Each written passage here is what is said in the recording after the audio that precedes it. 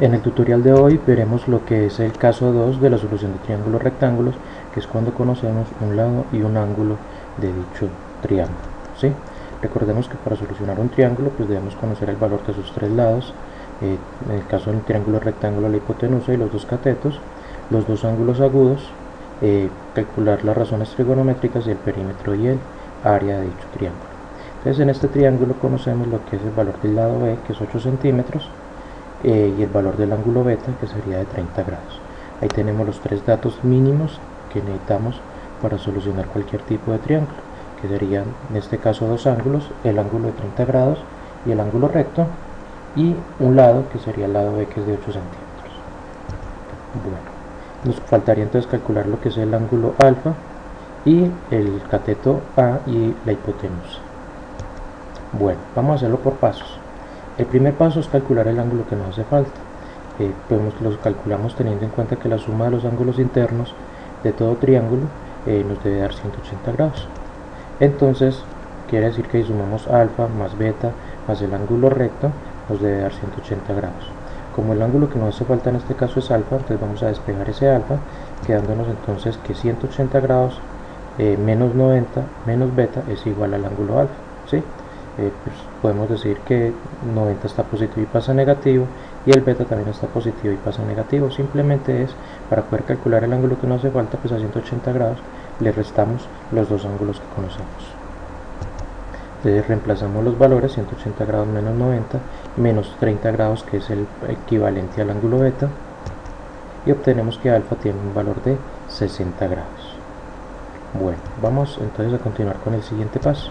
El siguiente paso es calcular las razones trigonométricas para ambos ángulos agudos, tanto para alfa como para beta. Entonces pues es sencillo: seno de alfa, coseno de alfa, tangente de alfa, y seno de beta, coseno de beta y tangente de beta. Como ya conocemos el valor de los ángulos y no conocemos todos los lados, entonces simplemente vamos a sacarlo directamente: cuánto nos da seno de 60 grados, coseno de 60 grados y tangente de 60 grados. Todo esto lo podemos hacer directamente en una calculadora. La calculadora nos da directamente el valor. Entonces ahí tenemos lo que son los valores del seno y coseno y tangente de 60 grados, y lo mismo para seno, coseno y tangente de 30 grados. Ese sería el segundo paso. Bueno, vamos a seguir con el tercer paso. Ya el tercer paso es de un poco más de cuidado, porque en este paso lo que vamos a calcular es uno de los lados que nos hace falta, sea la hipotenusa o sea el cateto. ¿Qué tenemos que tener en cuenta para poder calcular este lado? Pues vamos a utilizar las razones trigonométricas. ¿Cómo las utilizamos? Entonces lo primero que necesitamos es escoger uno de los dos ángulos. Vamos a escoger el de 30 grados porque es el que inicialmente nos dieron. Entonces beta, que es igual a 30 grados. Después de tener ese ángulo beta, entonces voy a mirar qué lado me dieron. El lado que me dieron fue B, que fue 8 centímetros. Ahora lo que necesito saber es si ese 8 centímetros, ese lado B, con respecto al ángulo beta es o la hipotenusa o el cateto opuesto o el cateto adyacente.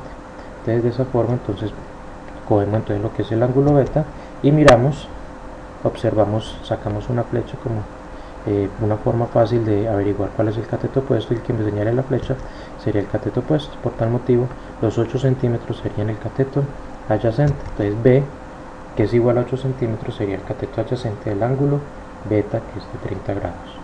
Entonces ya conozco el ángulo beta y conozco el cateto adyacente. Entonces nos vamos a ir a las tres principales razones trigonométricas: seno, coseno y tangente. Vamos a mirar lo que es igual cada una. Pues el seno es igual a cateto opuesto sobre hipotenusa, el coseno a cateto adyacente sobre hipotenusa, y la tangente a cateto opuesto sobre cateto adyacente. Si observamos, hay tres datos en cada una de las razones: el ángulo y dos lados, ¿sí? Por ejemplo, en el seno me aparece el ángulo beta y los dos lados cateto opuesto y la hipotenusa. En el coseno aparece el ángulo beta y los dos lados serían cateto adyacente y la hipotenusa, y en la tangente igual el ángulo beta y los dos lados serían cateto opuesto y el cateto adyacente. Debemos observar que como nos dieron el cateto adyacente, que yo ya conozco, que es 8 centímetros, entonces tenemos que buscar qué razón tiene cateto adyacente. La que no tenga cateto adyacente no nos sirve. En este caso tenemos dos, que es coseno y tangente. Esas son las únicas que tienen cateto adyacente. El coseno lo tiene como un numerador y la tangente lo tiene como un denominador. Bueno, ahora lo que vamos a analizar es qué lado voy a calcular. Si observamos en el coseno nos aparece hipotenusa y en la tangente nos aparece el cateto opuesto. Entonces es la elección si escoger primero hipotenusa o escoger primero el cateto opuesto. Pues vamos a irnos por la hipotenusa. Entonces vamos a calcular el valor de la hipotenusa por tal motivo, entonces vamos a escoger lo que es coseno, ¿sí? Bueno, vamos a quitar esta información ya que tenemos aquí para poder tener espacio.